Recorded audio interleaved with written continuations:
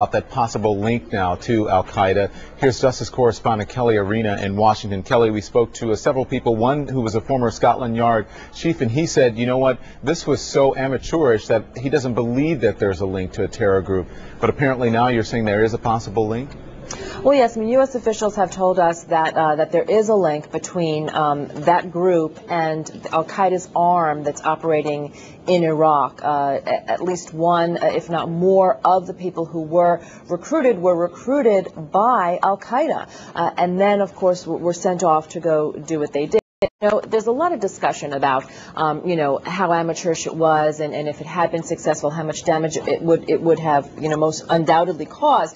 And, you know, as one official put it to me, he said, you know, you can say it's amateurish until it kills your mother, and then you really don't care how skilled people were in blowing things up or not. You know, so they don't want to take away from the seriousness of what they're seeing. You know, Don, there's a lot of discussion about this group being doctors, and, you know, Al-Qaeda is looking for exactly those types of people.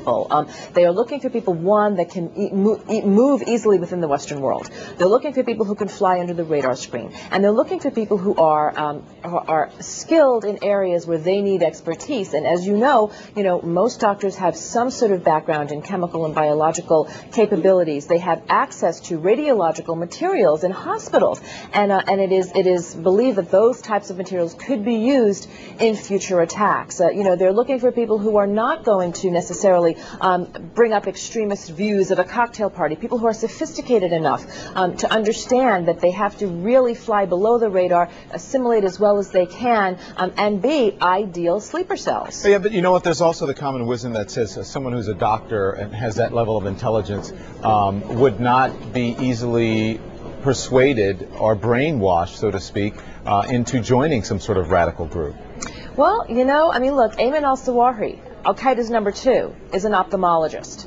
You know, you know, a lot of people have this misimpression that you know, Al-Qaeda is a bunch of, you know, really uneducated, you know, people living in caves. You know, that is not the case. You have computer experts, you have engineers, you have doctors, you have some very well. There's no secret about Osama bin Laden's lineage and his family. So I mean, these are you know, to some extent very educated people, many who have spent time in the United States and educated here. So, you know, that is a misimpression that we have to get over, that hopefully law enforcement is over.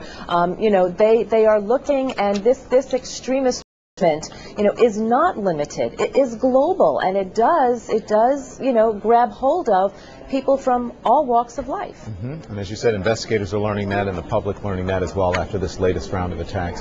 Kelly Arena, Justice Correspondent. Thank you, Kelly. You're welcome.